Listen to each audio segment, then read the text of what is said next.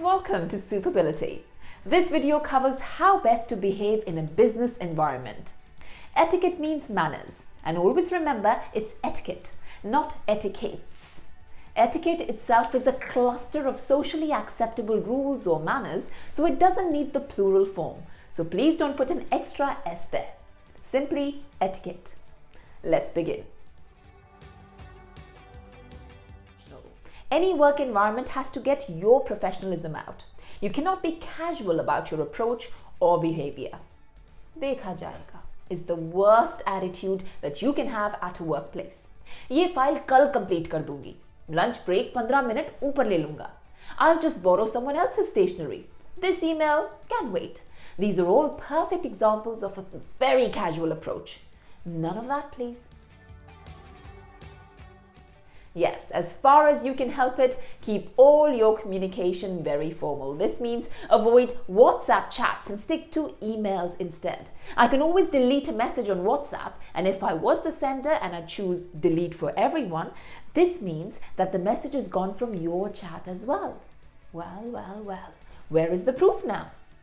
Email, although more traditional, will always be the chosen tool for secure and authentic communication because you can't get into my inbox and delete something unless you hack it. And I really hope you don't. Chances of that happening are quite rare. So stick to emailing for formal work-related chats. इसने कहा था, उसने कहा था, किसने कहा था? किस्सा ही खत्म. Respect other people's time and never be late. Yes, you must learn to manage your time and respect others' time as well. If a meeting starts at 10, then nicely walking in at 10:05 is just not acceptable. In fact, get there a few minutes earlier if possible, but preferably never late. Now, if you're stuck at another meeting or held up somewhere, it's a polite idea to let the others know. So you could send a message saying, running 10 minutes late, I shall join you soon. A simple message like that can make you sound oh so professional.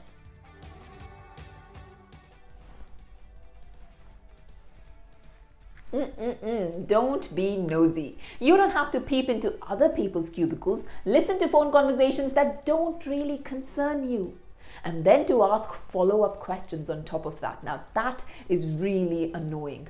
तो फिर मिल गया contract? If the person has to share a news, well, they're entitled to do so in their own time or not at all. So have that patience and respect their decision. Now this is a simple one, but the most violated of all the rules. Please keep your phone on silent mode, not even vibrate, because that is very disturbing. Always talk in a low volume. Personal conversations are best left to yourselves, and the whole room does not need to know. So either step out or you can send a message that says call you back. Well, it's as simple as that.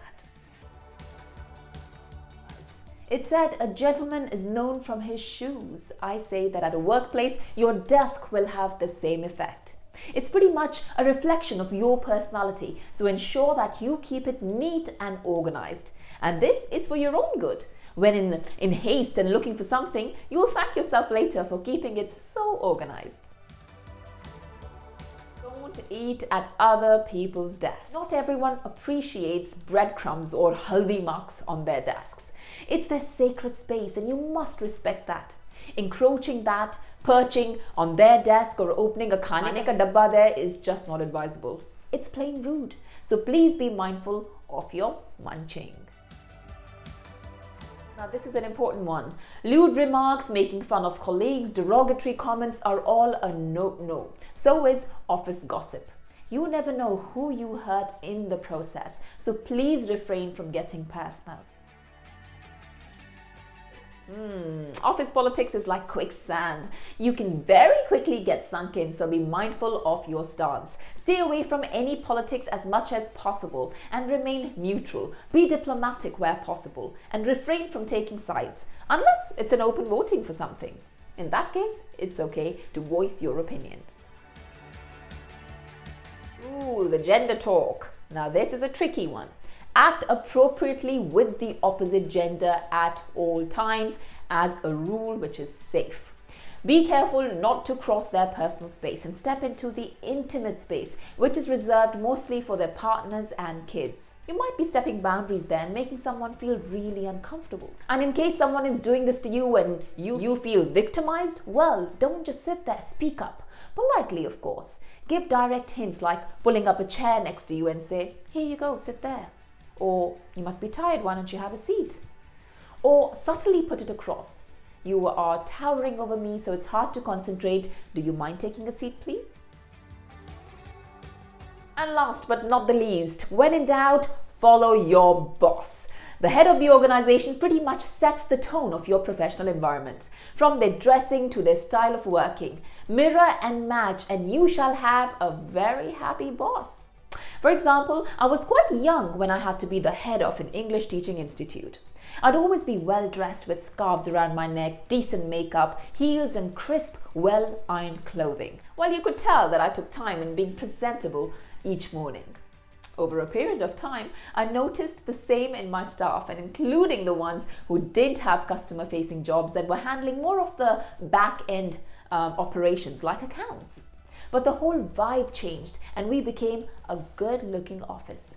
Always presentable and bright. So yes, do invest on your appearance even if you are to sit behind the desk. No matter what business you're in, you're always in the business of selling yourself.